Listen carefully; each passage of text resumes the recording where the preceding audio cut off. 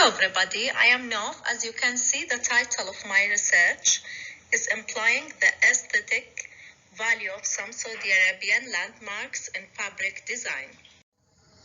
So first, let's start with the introduction.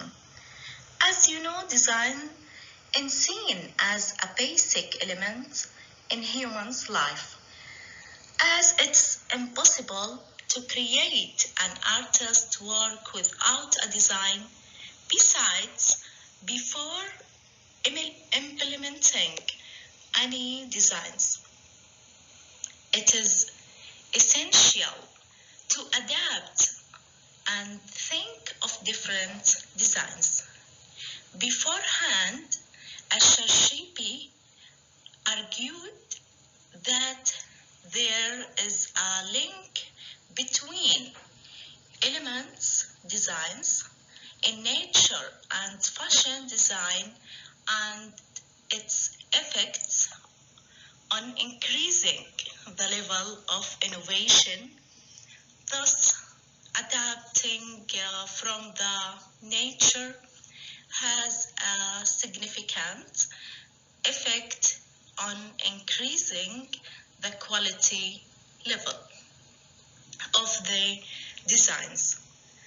In addition, Atiyah states that it's normal for everybody to be proud with their heritage and fabrics and everything that is related to their past. The Kingdom of Saudi Arabia is marked by significant number of archaeological and modern landmarks, which are distinguished with different characteristics that are aimed to maintain nobility of the past and the fragrant present. So, and as the landmarks involve special and decorative designs, this research tends to adapt those designs in textile designs. Research objectives: create a catalog for the decorative unit from some of the landmarks on the Kingdom of Saudi Arabia. Provide suggestions of fabrics which are adapted from some landmarks of the Kingdom of Saudi Arabia. Create some designs which received the highest votes on the survey. There are many unique and distinguished landmarks in the country which were added to the research. However, in today's presentation, I will only present two of the heritage landmarks and two of the modern landmarks.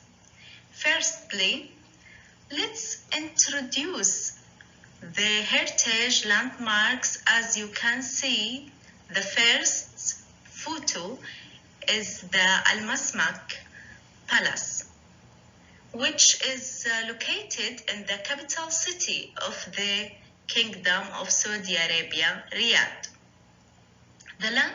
This landmark contains various of unique decorations on the walls, which were designed and created in different ways, and with the use of different materials. We can notice that some of the decorations endued hall which took the shapes of triangles and rectangles. The decoration also seen on the main gate of the castle, taking the shape of square, which are having a pointed head at a unique and beautiful way. In addition, the gate includes a small door that is known as Al-Khocha, which involve the unique decoration of the main gate. Whereas the windows decoration depend on the decorative lines. The castle was built taking the natural brown color, which reflect the nature of life at that time. The second landmark called Nasif House, which is located in Jeddah. This landmark was built by stones, and its door was built by wood, which was distinguished by its botanical decorations, which are similar to the plums decorative and fish scales. Besides the decorative of cabruses, tree and rose with multiple petals. This site describes two of the modern landmarks. Firstly, the Kingdom Tower is one of the modern landmarks which is located at the capital city of the country, Riyadh. Despite the easy idea which was used to format the tower, the designer has reached to a modern and unique design, in which the tower became as a box of glass that was sculptured by an artist presenting a symbolic design at the top of the tower. Moving to the second landmark, the Al-Ahilla anthropomorphic is another modern landmark which is located in Jeddah city.